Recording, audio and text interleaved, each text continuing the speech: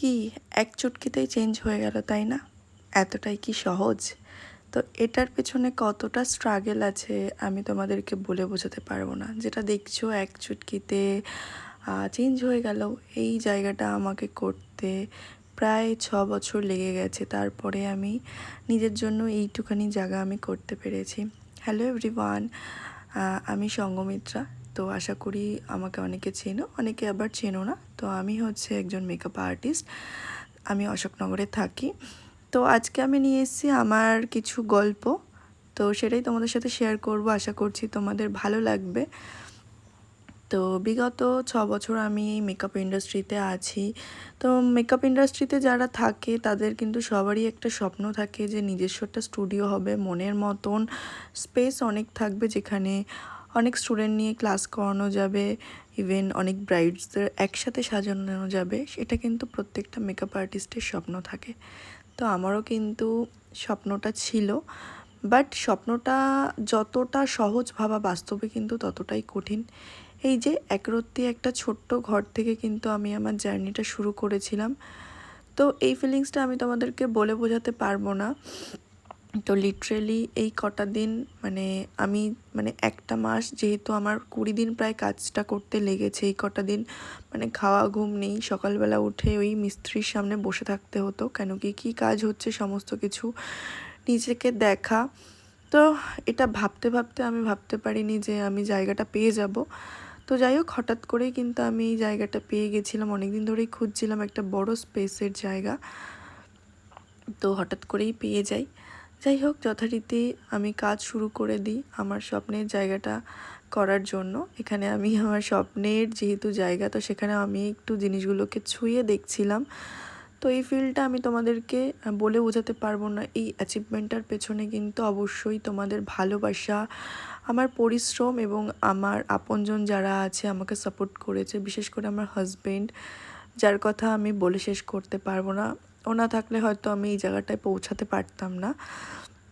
তো এটাই বললাম তোমাদেরকে, যতটা দেখে সহজ মনে হয় লাইফস্টাইল, একজন আর্টিস্টের স্ট্রাগল কিন্তু দেখে বোঝা যায় না যে একটা আর্টিস্টের পেছনে কতটা স্ট্রাগল থাকে সেই জায়গাটা তৈরি করার জন্য। মানুষ ভাবে ও এক চটকিতেই হয়ে গেল, তাই না? তো সমস্ত কিছু প্ল্যান কিন্তু আমিই করেছিলাম। স্টুডিওতে কিভাবে ডেকোরেশন করব, কোথায় কি ফ্লাওয়ার হবে, সমস্ত কিছু কিন্তু আমি নিজের মাথার থেকে প্ল্যান করেছিলাম। সেই মতনই কিন্তু বড়বাজারে চলে গেছিলাম ফুল আনতে। তো এখানে তোমরা দেখেছো আমার মেইন ওয়াল, যেটা ব্ল্যাক যে ওয়ালটা ছিল, সেই ওয়ালটাতে আমার একটা ফ্লাওয়ার ডেকোরেশন করার ছিল। তো তার জন্যই কিন্তু ফুল আনতে চলে গেছিলাম। এটা বোধহয় আমার স্টুডিও ওপেনিং হওয়ার 2 দিন আগে, কেন কি এত বিজি শিডিউল চলছিল, আমার ক্লাস চলছিল প্লাস স্টুডিওর কাজ চলছিল, সবগুলো একসাথে হয়ে গেছিলো। তো সব কিছু একসাথে কাঁধে কাঁধ মিলিয়ে আমার হাজব্যান্ড কিন্তু আমার পাশে ছিল, এবং আমার ভালোবাসার মানুষ যারা। তো তোমরা আমাকে এত সাপোর্ট করেছো, তোমাদেরকে অসংখ্য ধন্যবাদ। আর যাদের কথা না বললেই নয়, আমার স্টুডেন্টরা কিন্তু আমাকে প্রচুর সাপোর্ট করেছে। বিশেষ করে আমার 2জন স্পেশাল স্টুডেন্ট, সুদীপ্ত, সম্রাট, যাদের কথা আমি বলে শেষ করতে পারবো না। সুদীপ্তকে অলরেডি তোমরা জানো, আর সম্রাটকেও অলরেডি অনেকে ভিডিও দেখেছো। ওরা কিন্তু আমাকে প্রচুর হেল্প করেছে, যেটা বলে বোঝানো সম্ভব নয়। তো স্টুডিও পরের দিন ওপেনিং, তার আগের দিনও কিন্তু স্টুডিওতে আমার কাজ চলছিল ফ্লোরে ম্যাট পাতার। মিনিমাম স্টুডিও যেদিন ওপেন হয়েছে সেদিন বিকালেও কিন্তু আমার কাজ চলেছে। এতটাই রেগুলার মিস্ত্রিরা কাজ করছে। এখানে দেখে মনে হচ্ছে হয়তো একটুখানি কাজ, বাট এই কাজটা কমপ্লিট করতে যে কতটা সময় লেগেছে সেটা আমি জানি, কতটা ধৈর্য সহকারে সমস্ত কাজ করতে হয়। ইভেন এই রঙের উপর এক্সপেরিমেন্ট আমাকে কিন্তু করতে হয়েছে। যেটা দেখছো, এই যে ফ্লাওয়ার লাগানো হচ্ছে, এই রঙের কাজটা, এই কালারটা অ্যাকচুয়াল আনতে আমার খুব প্রবলেম হয়েছিল। কারণ ফার্স্ট আমার যে মিস্ত্রি, সে এই ওয়ালটাতে না পুট্টি না করেই ডিরেক্ট রং করে দিয়েছিল। তো এই ওয়ালটা রং করার পর আমার এগেইন আবার পুট্টি করে নতুন করে অন্য মিস্ত্রি দিয়ে রং করাতে হয়েছিল। আর এটা যেটা দেখছো স্টুডিও ওপেনিংয়ের আগের দিনের রাতে। তো এখানে আমরা কিন্তু রাত্রেবেলা প্রায় 11টা পর্যন্ত কাজ করেছি। তো যাই হোক, তারপরে আসলো সেই দিন যেটা আমার স্টুডিও ওপেনিং। হ্যাঁ, তো সকলে অনেক আমাকে উইশ করেছো। তো সকলকে এগেইন থ্যাংক ইউ। আর এখানে কিন্তু আমাদের প্রফেশনে যে আমার কো আর্টিস্ট যারা ছিলেন সঞ্জয় দা এসেছিলো, আমার কিন্তু খুব ভালো লেগেছে। আমি কিন্তু ভাবতেই পারিনি যে সঞ্জয় দা আসবে। যাই হোক, এটা আমার কাছে খুব বড় একটা পাওনা। ইভেন অনেক আর্টিস্টরাই এসেছিলো আমার স্টুডিওতে, আবার অনেকে আসতে পারেনি। যাই হোক, এইটা কিন্তু আমার খুব ভালো লাগার একটা জায়গা।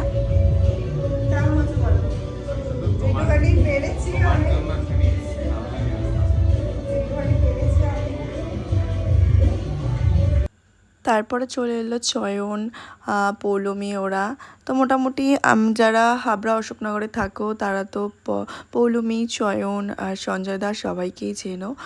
তো সঙ্গে দোয়েল দিও এসেছিলো। তো আমার খুব ভালো লেগেছে সবাই এসছে, যেটা আমার খুবই ভালো লেগেছে সবাই যে আমার স্টুডিও ওপেনিংয়ে এসছে। তো এখানে সবার সাথে সেলফি তুলছিলাম। তো দিনটা আমি এখন হয়তো ভয়েস ওভার দিচ্ছি, আমার চোখে কিন্তু জল আসছে, কারণ আমি তোমাদেরকে এই ফিলিংসটা বলে বোঝাতে পারবো না যে এইটা আমার কাছে কতখানি, যে আমি এই 6টা বছর অনেকটা স্ট্রাগল করে এই জায়গাটায় আমি আসতে পেরেছি। তো সবাই আশীর্বাদ করো আমাকে, যাতে আমি আগামী দিনে আরও দূরে পৌঁছাতে পারি। ইভেন সেদিন আমার এই গ্র্যান্ড ওপেনিংয়ে কিন্তু কেকটা যেটা ছিল সেটা কিন্তু পূজা বিশ্বাসের, যে কেকটা খুব ভালো ছিল, আমি এখানে বলেই দিলাম। আর এখানে একে একে সবাই এসেছিলো, আবার অনেকে আসেনি, আমার অনেক কাছের মানুষরা আসতে পারেনি। তো যাই হোক, তো এখানে আমি কেকটা কাটিং করে নিলাম। আর এখানে আমার সবাই ভালোবাসার মানুষ যারা আমার পাশে ছিল, আগামী দিনে পাশে থাকবে, তাদেরকে নিয়েই কিন্তু আমি কেকটা কেটেছি। ছবি তুলে দাও,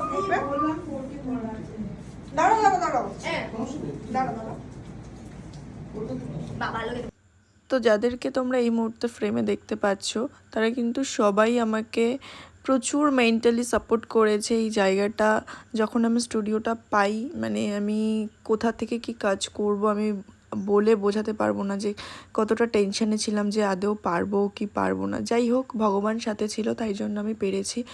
একদিন এমনও কিন্তু শুনতে হয়েছে, আরে মেকআপ মানে তো চুনকালি, এটা লাগিয়ে কি কেউ কিছু করতে পারে? তো তোমরাই বলো, সত্যিই কি এটা চুনকালি? এটা লাগিয়ে কি কেউ কিছু করতেই পারে? বলো তোমরা, একটু কমেন্টে জানিও। আমার অনেক কাছের মানুষরা যারা বলেছিল, অনেক কথা শুনেছি, আরে মেকআপ প্রফেশনে মেকআপ মানে তো একটা ওই যে ময়দা কালি লাগিয়ে দিল, ওর তো আমরাও পারি, এরকম অনেক নিজেদের মানুষকে বলতে শুনে। তো তাদের কথায় আমি কোনোদিনও কান দিইনি, আমি কাজ করে গেছি। আমি জানি যে পরিশ্রম কোনোদিনও বিফলে যায় না, এটা আমি মন থেকে বিশ্বাস করি।